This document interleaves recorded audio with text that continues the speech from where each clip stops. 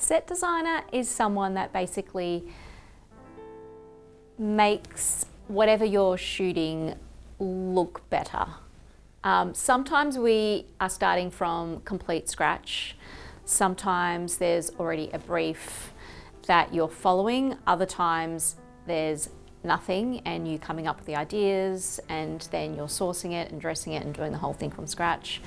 Other times you are using a location and you're going in there and creating a specific set. So even if we do use a home for something, you're still a set designer when you're going in there and sort of resetting that space to be either look nicer or basically match the brief. Generally, a set designer will manage also all of the props. A wardrobe person will then dress the person. Sometimes if you're a wardrobe person and it's a prop that the person is wearing or using, they may also provide them, but that has to be a discussion. Generally, all of the props will sit under set design. Okay. Prop is almost like a tool of the set designer. How do you work with directors and producers to get the best result? Again, it could vary depending on the scale of the job, but definitely the director will come up with the vision. If you are the lead set designer and they come to you and say, this is the vision, this is the scene, this is what we're doing, you will often give them a set design brief back, if that makes sense. So you're showing them a proposal or a presentation of your ideas. So that way you're working with them, but they're always briefing you. That's the one thing to always remember, is that it doesn't matter what you're doing, even if it's your own personal, I'm going to do this for my follower thing, there is a brief. So you have to come up with a brief, or someone will give you that brief, and you always have to meet that in whatever you're doing, whether it's something creative, whether it's a scene or a movie or a theatre or advertising. There's always a market that's going out to. So you've still got to make everything match that scene and match that market. You can't be doing something that's very high end if you're trying to meet a younger audience, or vice versa. You know, it has to be appropriate for what the vision is. For those rarer items that aren't used every single time, how do you find them, or do you keep them? You can rent stuff. So yeah, there's definitely some great places around Melbourne where you can rent props. So that's a really great way, especially with things that are unusual or like vintage or whatever. There's some really great places that you can access to rent, and it's a lot cheaper. It does take more time, so you do have to take that into consideration. But definitely renting, even with furniture, I will always rent stuff. I won't be purchasing furniture. I have recently done some like permanent places, like a podcast studio or a TV studio. You can purchase things and they will be keeping it. A few things where I know I'm doing it directly for the client, like the My Soda shoots and stuff, like, you know, I bought a trolley and I painted it pink. I'm not going to keep that, but they will use it. Like, they will fill it with product and put it in their office, and like, you know, so they genuinely, it was definitely someone where I was like, you will use all of this. Like, anything I've purchased that I couldn't rent was worth their while to keep and to use in future. So it just depends on the job. Other times it's a men's white t-shirt in a large or a medium, like I'll always continually use those, and people don't want that stuff. They don't want a cheap H&M white t-shirt either. So a lot of the time you do keep it, especially if it's smaller. But yeah, all the stuff I keep, none of it is like large pieces of furniture. It's, you know, plants. I have so many plants and I have to maintain them, or then I kill them and then I just buy new ones. But I use a lot of plants. It's not worth kind of repurchasing every single time as well. But yeah, lots of plates and crockery and mugs and vases and, you know, all those smaller items is definitely worth your while to keep onto that. You basically just, every single time you challenge yourself a little bit more. Even event styling, I've ended up doing an event where it was meant to be like vases, you know, on straight tables, which is just completely up my alley. And then it turned into wreaths with fruit in them on round tables. And I was like, I guess I'm watching some YouTube tutorials and looking up how to make wreaths.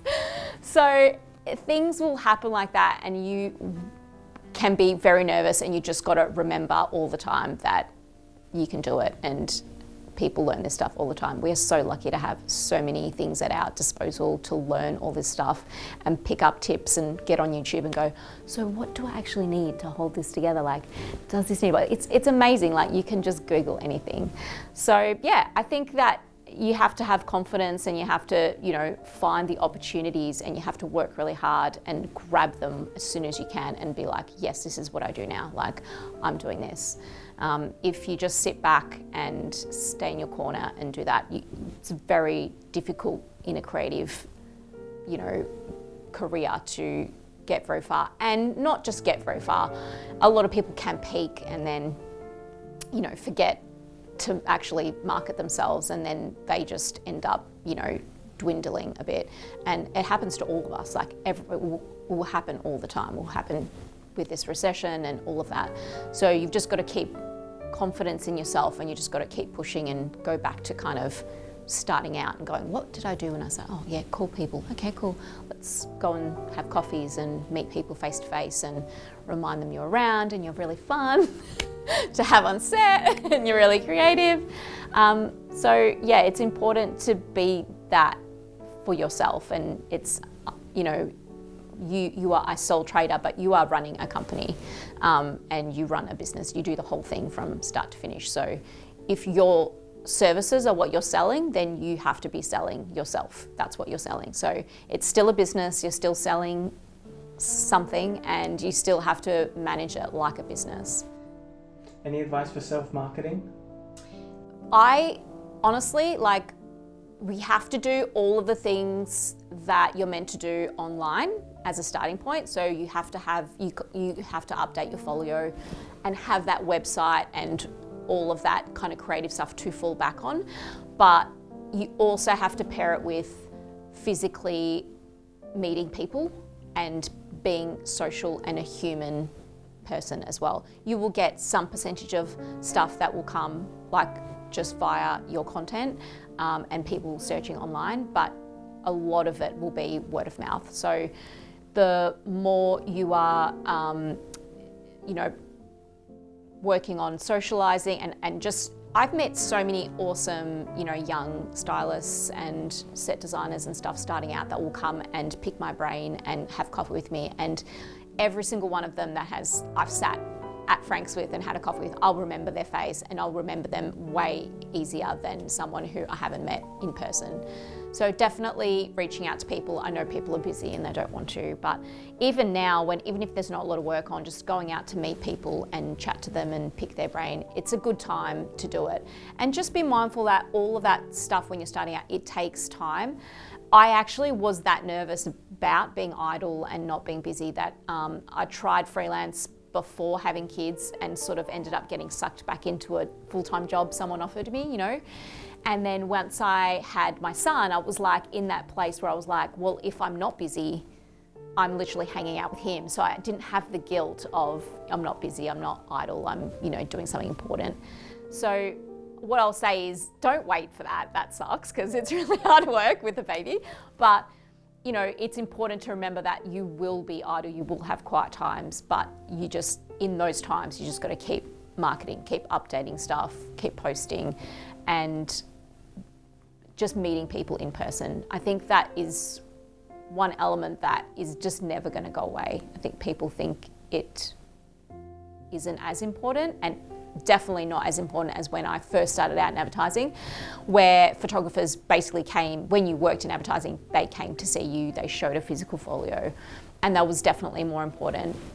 Everyone had an agent, so you couldn't even look online and find anyone without an agent.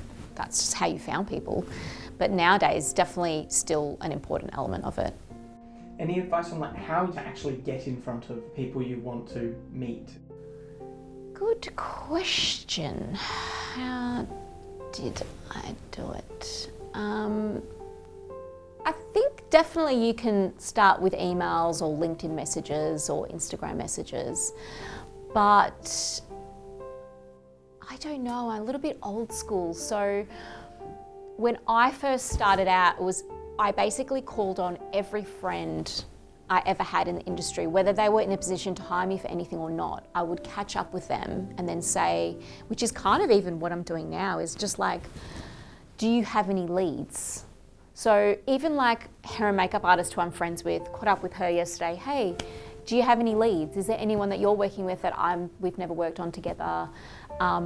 So it's not just about being face to face, and then it's in the back of their mind. So if someone's chatting about something and they're like, oh yeah, I need a producer for this thing, they're like, oh, I've got a great producer. Like, I think that trying to just have the blinkers on and just be like, it's just one type of person that hires you is it's an easier way to basically just be out there and seeing whoever you can. So for me, because I worked in advertising, I had some contacts and I just chased all of them up, and they definitely all did not hire me for jobs, but it definitely helped being out there and telling people. It's like when you go for a full-time job, as soon as you start interviewing and then recruiters find you, and then it's funny how like often people will get a job and then within 3 months they get offered something else more amazing that was more them.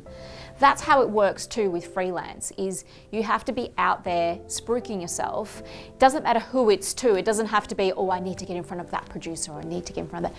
It can just be anyone, and it just, word gets around, you know, people chat, you know, all of that. Recruiters is another way of doing it. There's a lot of those sites out there now of people that, you know, have creatives there that you can find work through. But yeah, it is the tricky part, is getting in front of people. But just try, like I said, offering either cheap assisting or like free work just to come along and meet people every time you go on the crew. I started out doing child supervision, and I would get paid peanuts just to go and do all the forms and take care of the kids and stuff. But then while I was there, I'd help out, I'd clean up, I'd ask if anyone needed help carrying things, I'd speak to everyone, I'd say hi, I'd introduce myself, I'd give my card out. So that led to more stuff. You know, one of my biggest clients, I started out as child supervision, ended up, now I style and produce and do everything for. So definitely no job is too small. Work ethic is still very important. Anything else you'd like to add? I think, yeah, the only thing which we definitely spoke about, I'm not sure if it was very long-winded, but always challenge yourself and always be confident that a challenge is just that. Doesn't mean because you haven't done something before that you're not capable of doing it. Don't say no to opportunities because it's something you don't have experience in. Everyone does everything before they have experience in it. So that's another thing I'd like to give advice on, is just have confidence in yourself and just give it a go. Like, what's the worst that can happen? That person doesn't hire you again, but you're a freelancer, so it doesn't matter. Someone else will, like, you know, and the next time you do it, you'll be even better at it. And it's important to always like push yourself.